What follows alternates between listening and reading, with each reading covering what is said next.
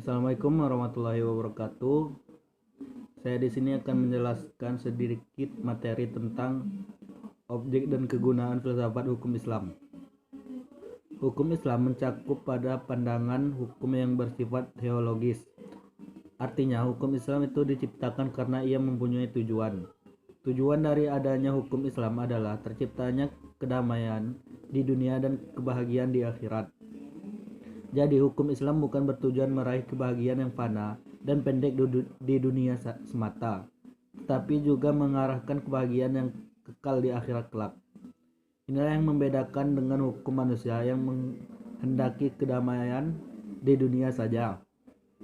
Tujuan hukum Islam tersebut merupakan manifestasi dari sifat Rahman dan Rahim, Maha Pengasih dan Maha Penyayang Allah kepada semua makhluknya.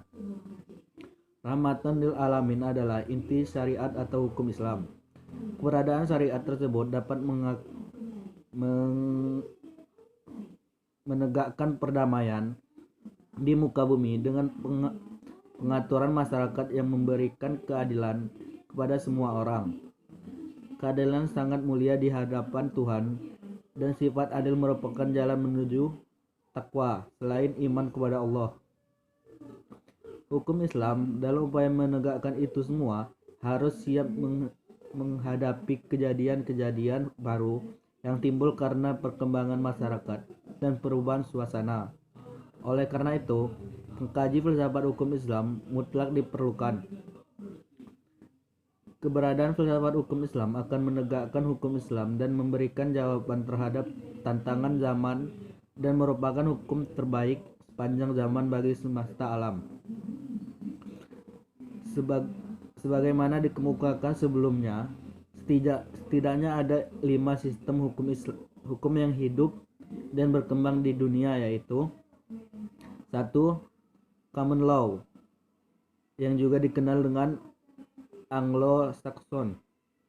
Yang kedua, civil law atau bisa disebut Eropan kontinental. Yang ketiga, custom law. Yang keempat, Islamic law. Dan yang kelima, sistem hukum Islam, sistem hukum sosialis komunis. Manfaat studi filsafat hukum Islam adalah: 1. Menjelaskan kajian filsafat hukum Islam akan memberikan pengetahuan hukum Islam secara utuh kepada ahli hukum Islam. Yang kedua, filsafat hukum Islam diperlukan untuk mengkaji secara mendalam terhadap hukum Islam. Yang ketiga, untuk mewujudkan hukum yang berkeadilan yang senantiasa sesuai dengan kondisi zaman. Pengkajian filsafat hukum Islam memungkinkan pemahaman Islam secara menyeluruh dengan ilmu-ilmu agama lainnya.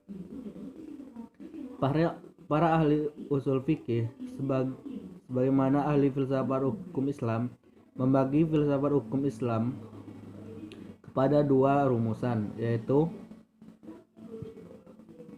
filsafat tasri, yang kedua filsafat syariah. Filsafat tasri, filsafat yang memancarkan ahli filsafat hukum Islam, menguatkannya dan memeliharanya.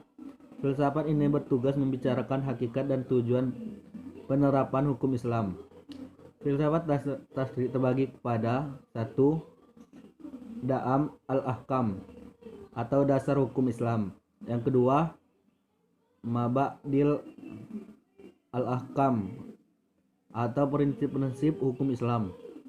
Yang ketiga, Usul al-ahkam, pokok-pokok hukum Islam, atau Masadir al-ahkam, sumber-sumber hukum Islam. Yang keempat, Maqasid al-ahkam atau tujuan-tujuan hukum Islam. Yang kelima,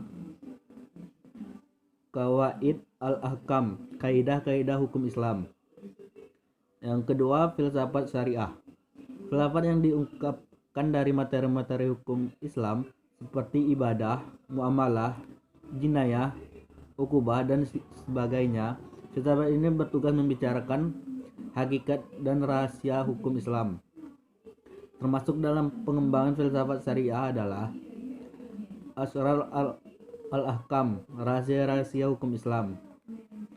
Yang kedua, khasar is al-ahkam, ciri-ciri khas hukum Islam. Yang keempat, mahasin al-ahkam, keutamaan hukum Islam. Yang keempat, hawib al-ahkam, karakteristik hukum Islam. Sekian materi dari saya akhiri. Wabillahi taufiq wal hidayah. Wassalamualaikum warahmatullahi wabarakatuh.